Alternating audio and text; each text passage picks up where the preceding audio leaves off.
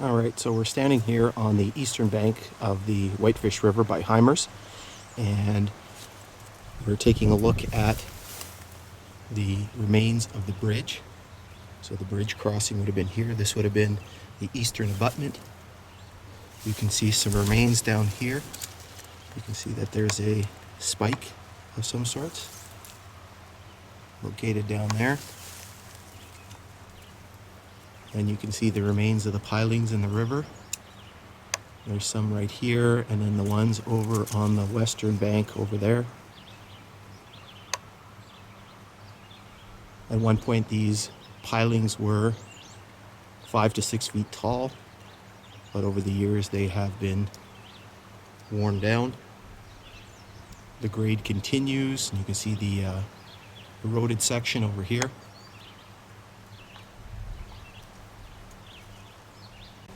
All right, so we're still here on the eastern side of the Whitefish, and just a little bit different perspective of the remains of the bridge pilings.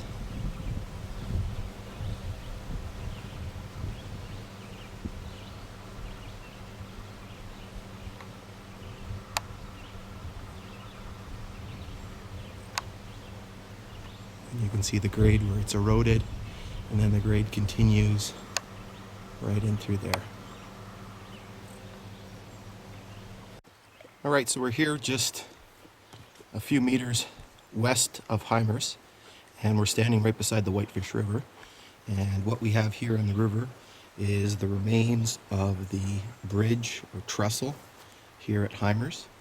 And so what you can see here in the river is the remains of the pilings on the western side.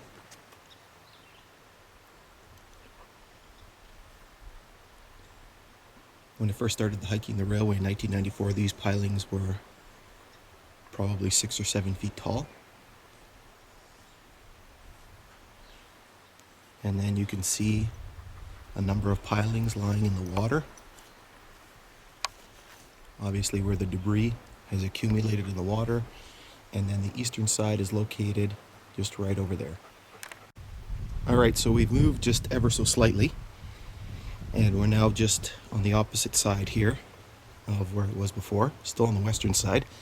And you can still see a large piece of piling here. Several pilings more in the water that we saw before. You can see a piling right here, another one here. You can see the remains of some of the woodwork here in the ground. And there's still an iron bar located right here. These rocks would have been used to fill the crib work under the bridge. You can see the remains of some wood in the water. And you can see where the bridge would have crossed over right across the river. All right, so we're still here at the bridge crossing, and what we're trying to indicate here is some of the damage that has been inflicted by the river. The rail bed continues over there, and you can see what's happened here is this section has been completely eroded by the river. You can see the wood that I'm standing on here, and you can see the remains of the bridge back that way. And what will happen is eventually the river will keep eroding this section until it's completely obliterated, and these remains of the railway no longer exist.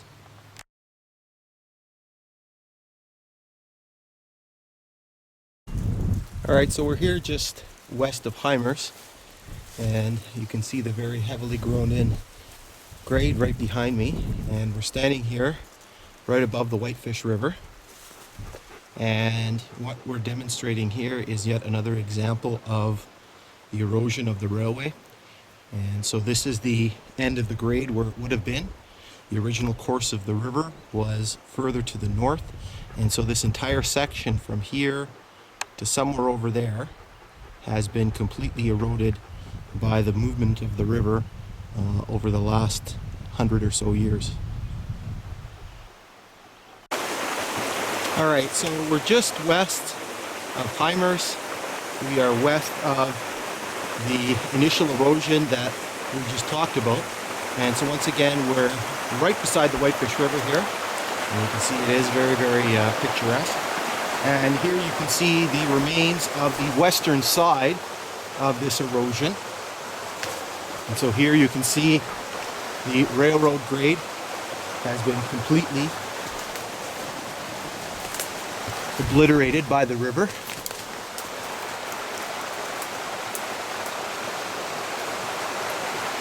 And so there was no bridge or anything like that here. It just continued on its way easterly, but now has been overtaken by the river.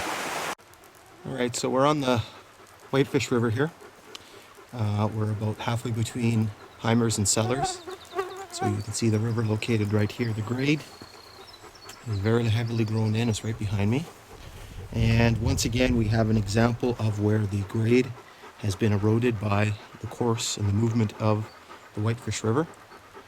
And so the rail bed is back around this way somewhere, but over the intervening years it has been eroded by the movement of the river. All right, we're here once again halfway between Hymers and Sellers, and you can see the grade continues to the west right beside me. And so we're on the western side of this eroded section, and you can see how the grade has sort of been neatly sliced off by the course of the river. Because of the growth, it's very difficult to see the eastern side of where the railway continues. But it's somewhere out through the trees that way.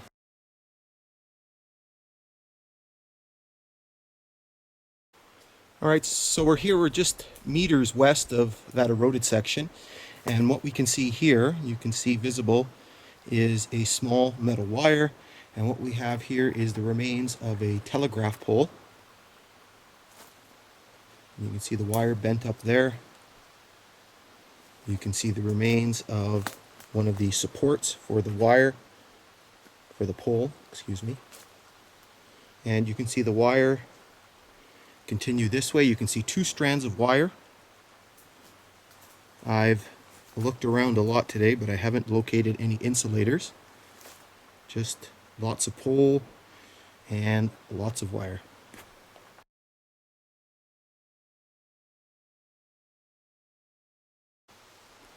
All right, we're here. We're about a kilometer east of Sellers. You can see the grade here. This is not too bad of a section. It was a fairly well-used trail, or what appears to be a well-used trail. What we have here is a small little cutting. It's a very pretty area. So you can see the cutting extends on both the north and the south side of the grade.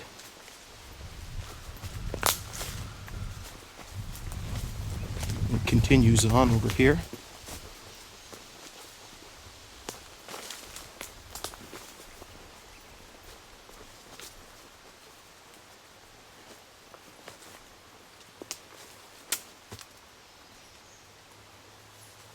Very pretty area.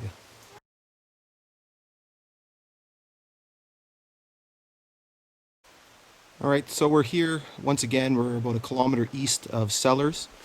You can see we're standing on the grade here. It's a fairly open area, and the particular interest in this area is this nice little embankment here that's been constructed, and it's one of the few spots along this area that they've actually used stone or rock to shore up this embankment. So you can actually see the moss-covered rocks.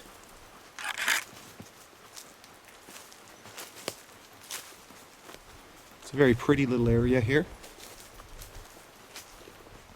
And the other particular interest in this area as well is we have a series of telegraph poles. So you can see a pole here.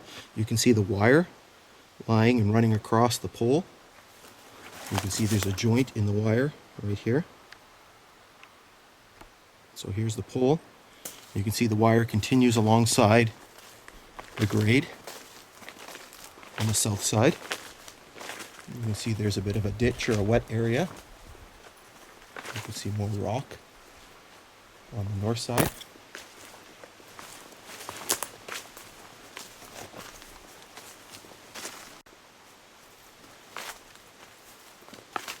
See the grade continues on as we move away from this embankment and head west.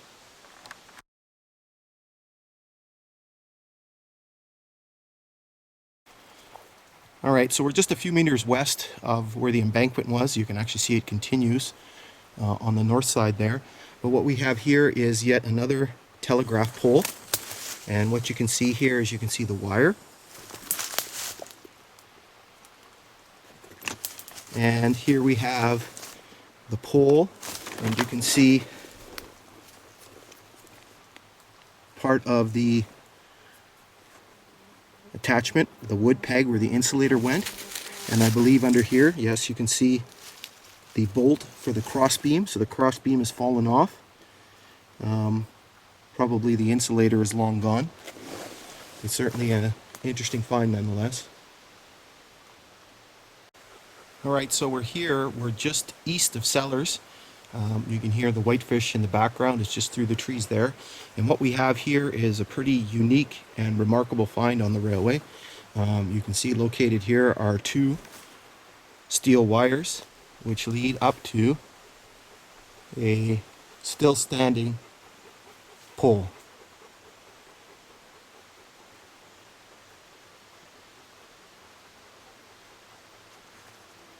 I have no idea if these poles were ever replaced at some point, but if they weren't, this pole is over 100 years old. You can see the side pegs. The top one is missing the insulator, and the bottom one, you can see the insulator has broken. And so we can see a little bit close-up view here. You can see the bottom insulator has broken off, and you can see the top insulator is completely missing.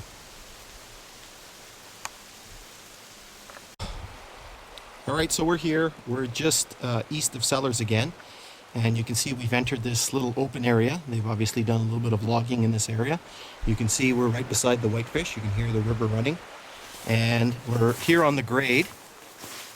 And you can see at some point somebody has installed a nice little barbed wire fence. And the particular interest in this section right here is right here. Once again, we have another example of a standing telegraph pole or telephone pole. So you can see the pole stretches up that way. And I'm going to try to turn so maybe I can get out of the light. So hopefully this is a little bit better angle so you can see the pole. And you can see at the very top, once again, there is a somewhat intact insulator. Once again, the bottom half has sheared off. And you can see the wire dangling down right here.